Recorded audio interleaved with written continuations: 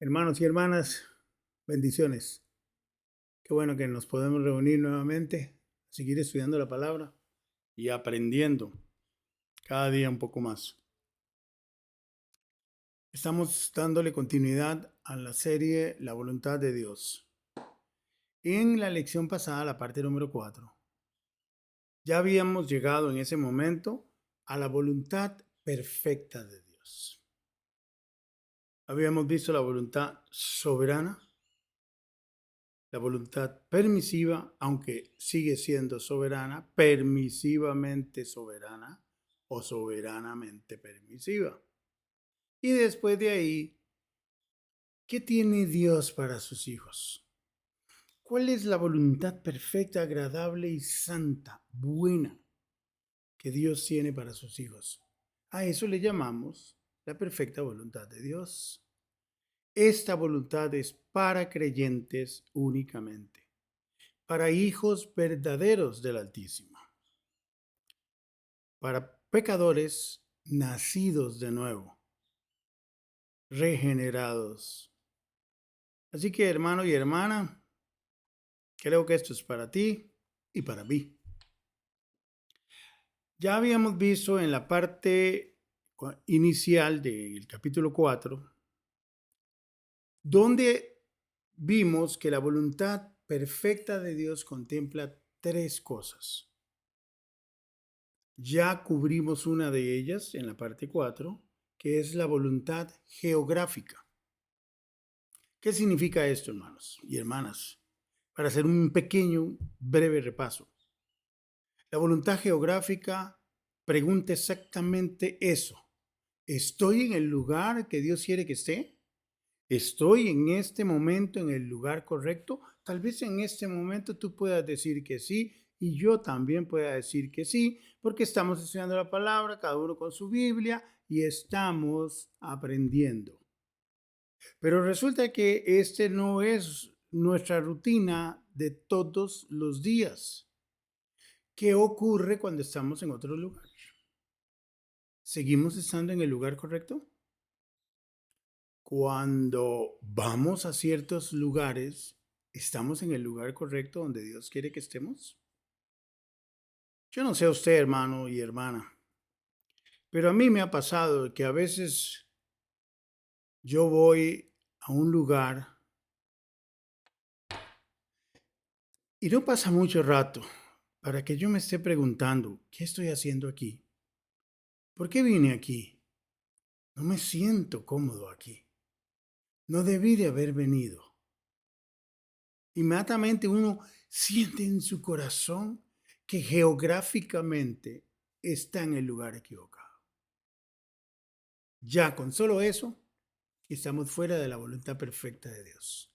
Porque geográficamente Dios no nos quiere allí. Dios nos quiere en otro lugar. Ok, eso ya lo vimos y vimos ejemplos bíblicos. La segunda parte de la voluntad perfecta, que es agradable y buena, es lo que se llama la voluntad operacional. ¿Qué significa eso? Si estoy en el lugar correcto, ¿estoy haciendo lo correcto? Porque a veces puedes que estés, y yo también, que estemos en el lugar correcto, pero puede que estemos haciendo lo que no es correcto. El problema no es contemplar únicamente dónde estoy. El problema es qué estoy haciendo donde estoy. ¿Qué quiere Dios que haga mientras estoy en la voluntad geográfica de Dios? Porque Él quiere que hagamos, no solo que estemos, sino que hagamos. Que hagamos lo que es bueno, agradable a sus ojos. Ahora sí, vaya conmigo, hermano, a Lucas 6:46. Dice, el Señor dijo, pregunta, ¿por qué me llamáis Señor, Señor, y no hacéis lo que yo digo? Aquí el énfasis es que lo que ellos dicen no concuerda con lo que hacen. Hacen una cosa diferente a la que el Señor dijo. ¿Por qué me llaman Señor, Señor y no hacen lo que yo les digo? Entonces inmediatamente yo me pregunto, pues, ¿qué fue lo que dijo Jesús acerca de qué es lo que Él quiere que haga? Y lo que Él quiere que yo haga, y tú, hermano y hermana, está en la Biblia. Primera de Juan 3, 19 al 22. Lea conmigo, hermano. Y dice en el 19, y en esto conocemos que somos de la verdad y aseguraremos nuestros corazones delante de Él. Pues si nuestro corazón nos reprende, mayor que nuestro corazón es Dios y Él sabe todas las cosas. Amados, si nuestro corazón no nos reprende, confianza tenemos en Dios. Y ojo al 22. Y cualquiera cosa que pidiéramos, la recibiremos de Él. Oiga, qué bendición. Yo quiero eso y sé que usted también, hermano y hermana.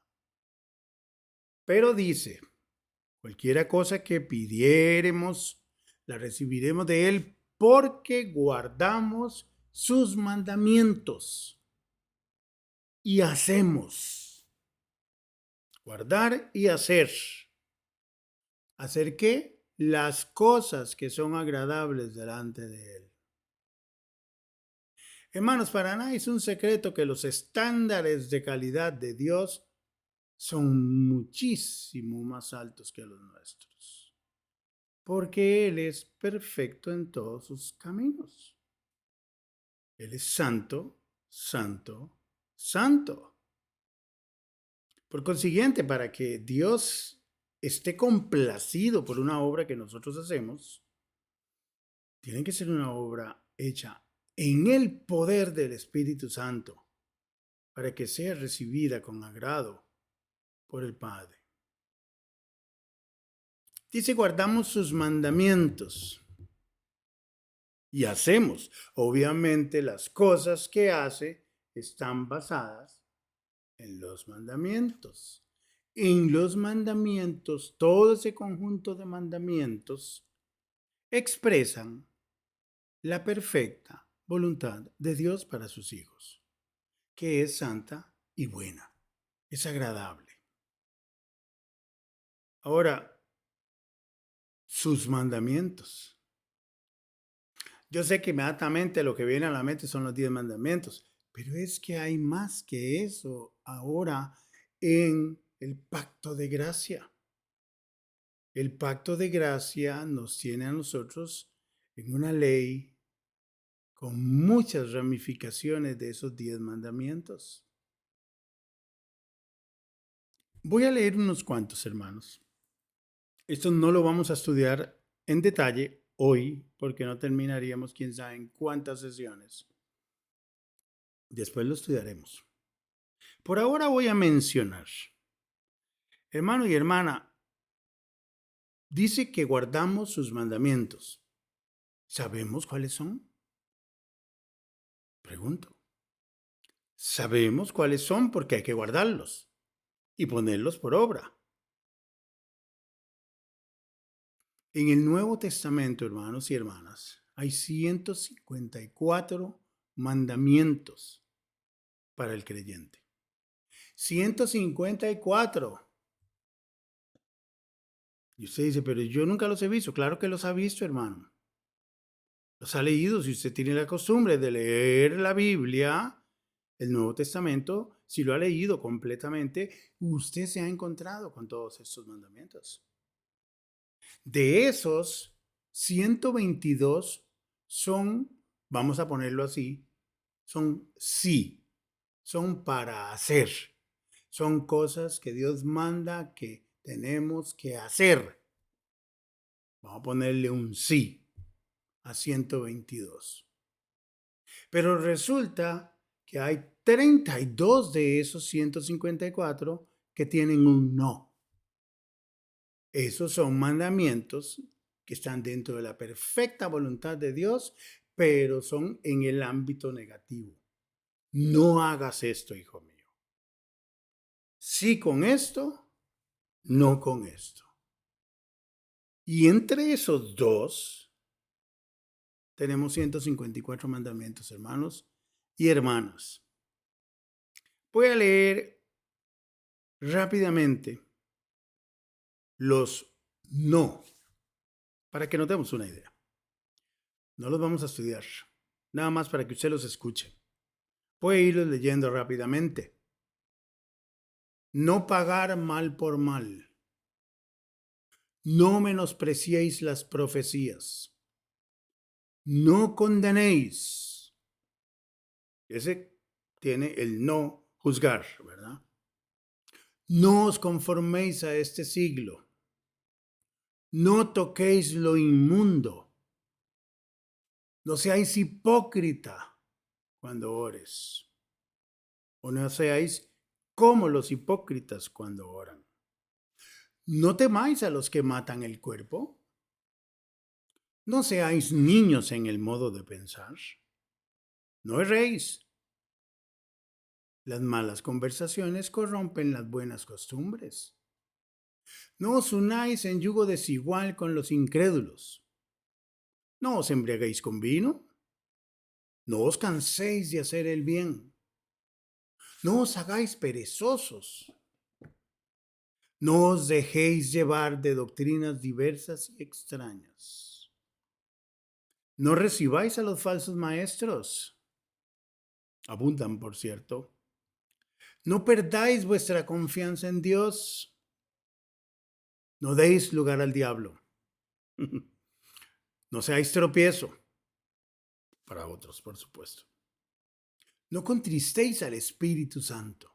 Importantísimo. No participéis en las obras infructuosas de las tinieblas. No os hagáis tesoros en la tierra. Para las mujeres, que tu atavío, tu vestimenta, no sea el externo, sino el interno. No sepa tu izquierda lo que hace tu derecha. No reine el pecado en vuestro cuerpo. No se ponga el sol sobre vuestro enojo.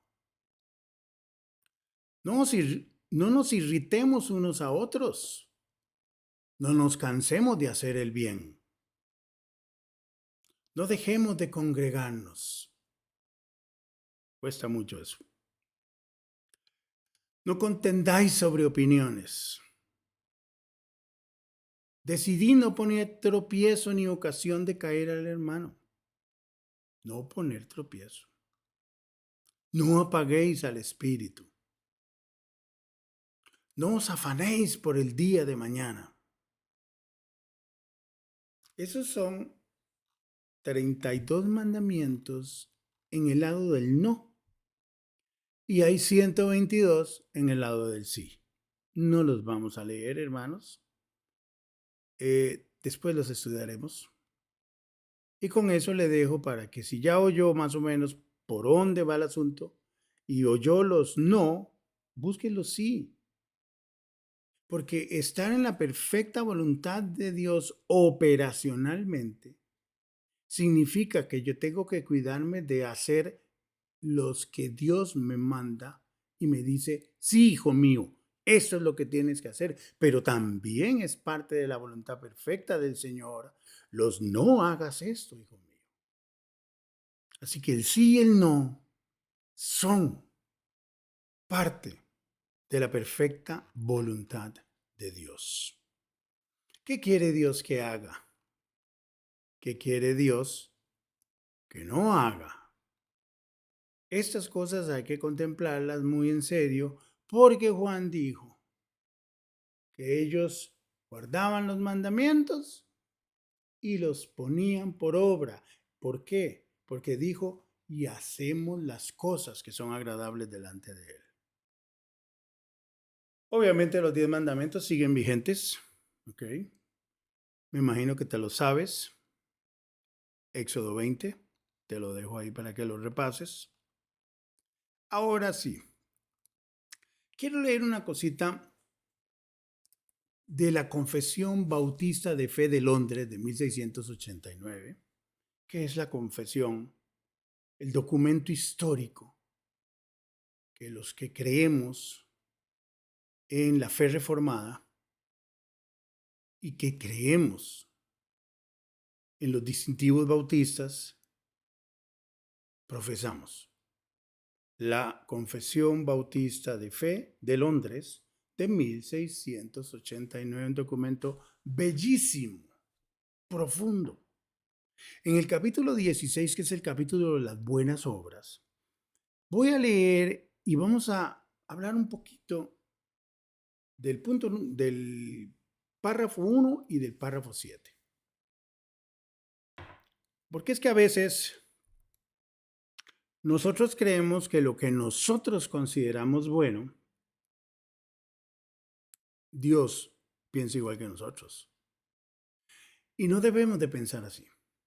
De hecho, debemos de procurar nunca pensar que nosotros decimos y tenemos la evaluación correcta de lo que es bueno y agradable a los ojos de Dios, y Dios tiene que estar de acuerdo con nosotros.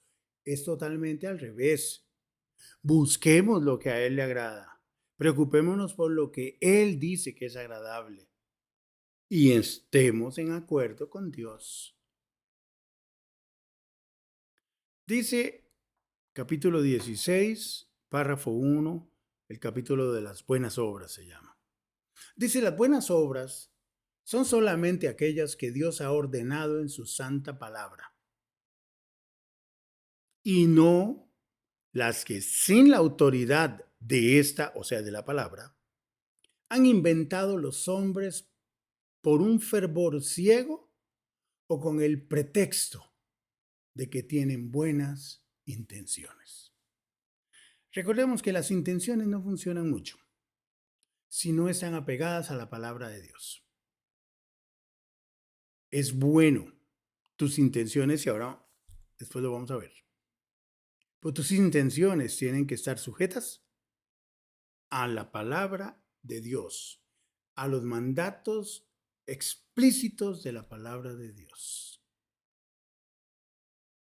Qué interesante, porque resulta que, por poner un ejemplo, Jesús dijo a los fariseos, vosotros sois los que os justificáis a vosotros mismos delante de los hombres. Ojo a los pedacitos claves. Porque lo que ustedes, le dijo a los fariseos, tienen o llaman sublime, ojo, ellos se justifican delante de los hombres y lo que ellos hacen lo llaman sublime. Pero Jesús dijo, eso que ustedes llaman sublime, para Dios es abominación. Entonces inmediatamente uno queda patinando como creyente y uno dice, el estándar del Señor es muy diferente al mío. Tengo que tener sumo cuidado en cuanto a esto, porque de lo contrario voy a estar yo pensando que lo que yo determino que es bueno, y no es así. En el párrafo 7 dice lo siguiente. Dice, las obras hechas por hombres no regenerados. Ojo, porque este párrafo trata con las obras de aquel que no es creyente, pero menciona tres cosas que tienen que tener las obras para que sean buenas ante Dios. Y obviamente esas tres cosas no las tiene el no creyente, pero nosotros las podemos tomar para nosotros y aplicarlas. Y ahora vamos a eso. Las obras hechas por hombres no regenerados, aunque en sí mismas sean cosas que Dios ordena y de utilidad tanto para ellos como para otros. Pónganle cuidado por dónde va el asunto. Los hombres no creyentes pueden hacer cosas que están en la palabra. De hecho, las hacen. ¿Ok? Y son cosas de utilidad para el prójimo y para ellos mismos. O sea, podemos decir que materialmente son cosas que benefician al prójimo.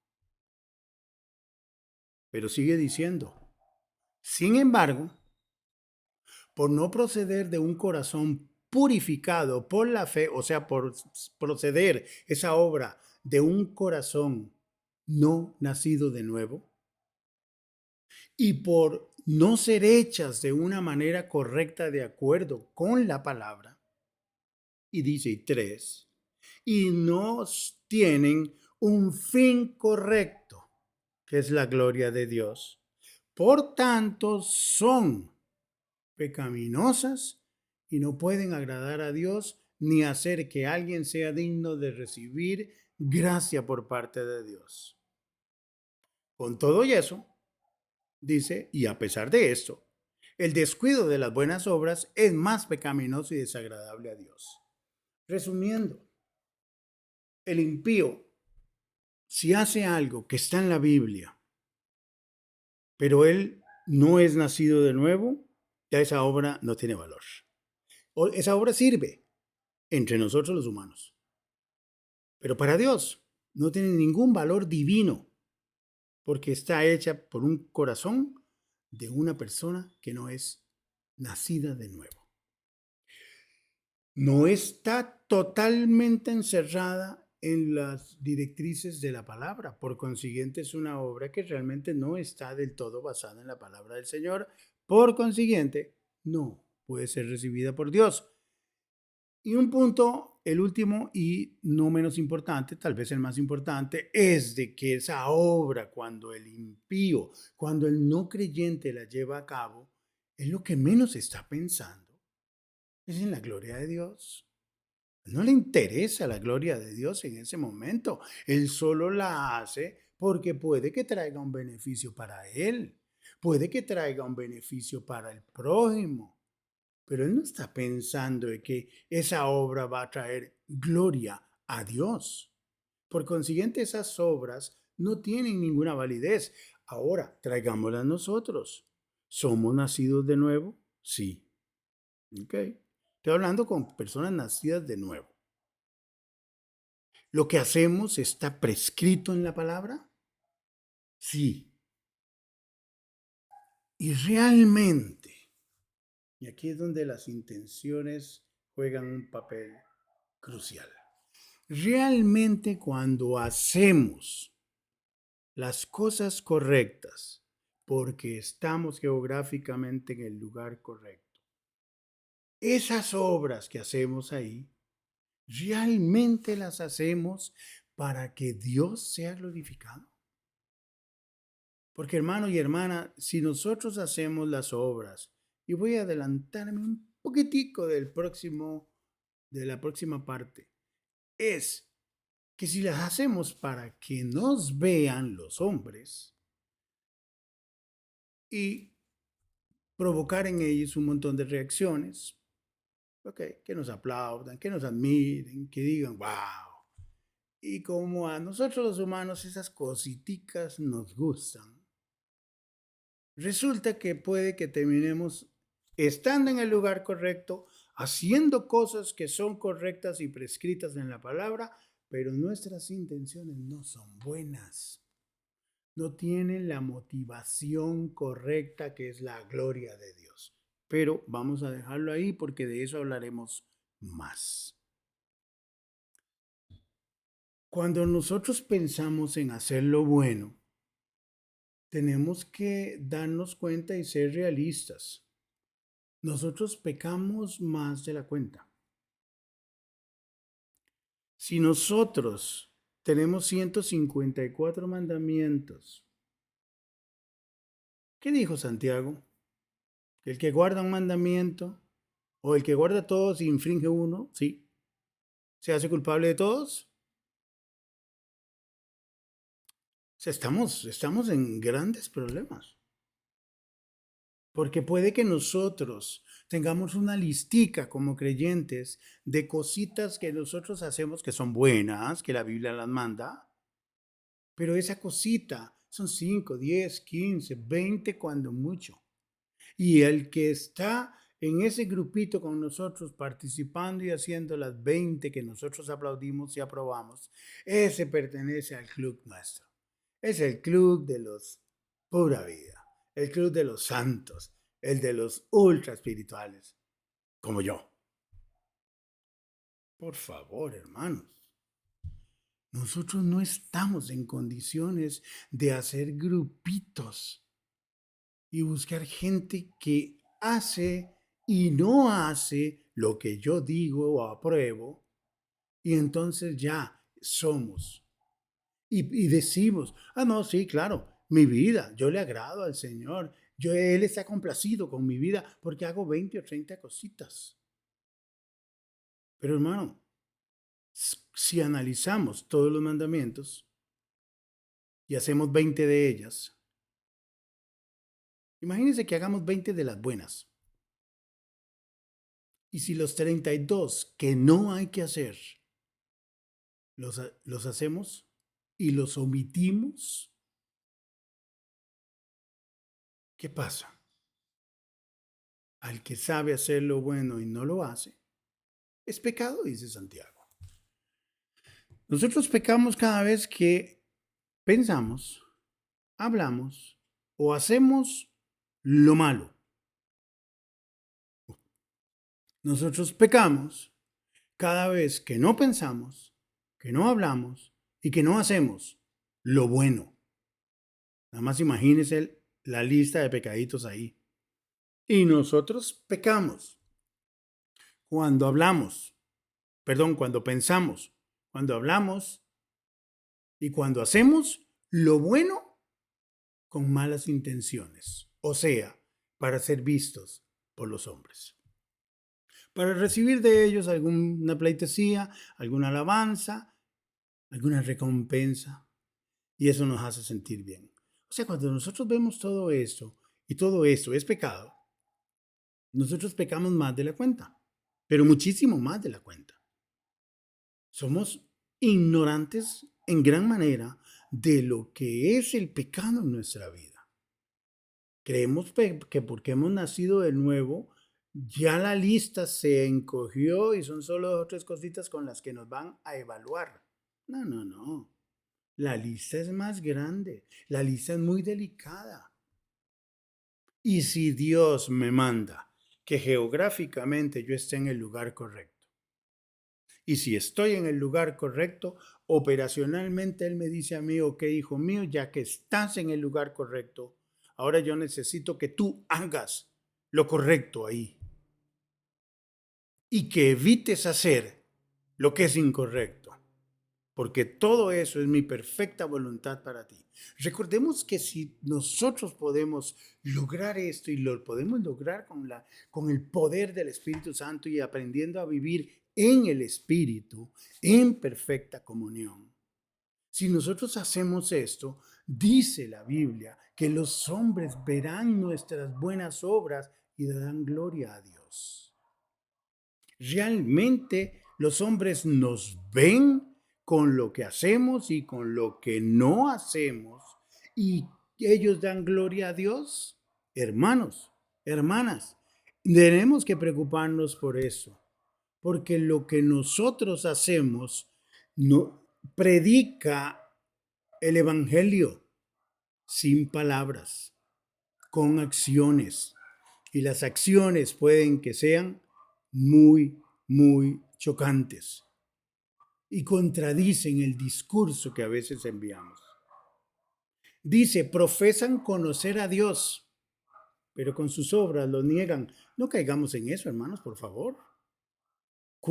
Preocupémonos realmente si de verdad nos interesa estar en la perfecta, agradable, santa y buena voluntad de Dios. Tenemos que preocuparnos por lo que hay que hacer y preocuparnos de igual manera por lo que no hay que hacer. Y cuando hagamos lo que hay que hacer, hagámoslo para que Él reciba la gloria y no que nosotros seamos los protagonistas de la historia. Si el hombre nos mira a nosotros, muy probablemente ya estemos mal. Deberían de ver, Señor, ayúdanos, de que puedan ver a Cristo en nosotros, que Cristo fluya a través de nosotros y la gente pueda ver a Jesús en nuestra vida, en nuestra conducta, en nuestro trato con los demás, en lo que hacemos y en lo que no hacemos. Porque eso va a hacer que ellos sientan de que vale la pena tener lo que el hermano y lo que la hermana tiene. Vea cómo se comporta, vea cómo su sí es sí y su no es no. Y lo que proviene en medio de estos dos, perdón, dice que proviene del mal. Por eso, si le dices sí a las cosas buenas, mantente ahí. Y si le dices no a las cosas malas, mantente ahí. No andes divagando para allá y para acá, porque el hombre de doble ánimo, disukos en griego, es ese que pareciera, ojo lo que estoy diciendo, pareciera que su alma está dividida en dos, o como si tuviera dos almas. Y un tirito piensa una cosa, el otro tirito piensa lo otra. Antes dijo que no, ahora dice que sí. Antes dijo que sí, ahora dice que no. La verdad es que con esa persona nunca se sabe si es sí o si es no. No podemos ser así, hermano y hermana. Decidamos de una vez por todas que queremos vivir en la perfecta y agradable voluntad de Dios. Cuando hagamos algo, cuando estemos en el lugar correcto, asegurémonos de hacer lo correcto.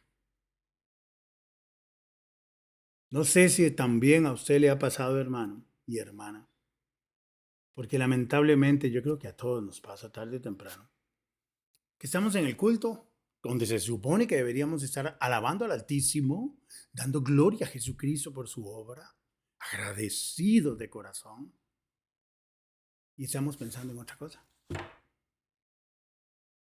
¿Estamos en el lugar correcto? Sí. ¿Estamos haciendo lo correcto? No. Pero estamos ahí. Y los hermanos nos ven y creen que estamos honrando el día del Señor.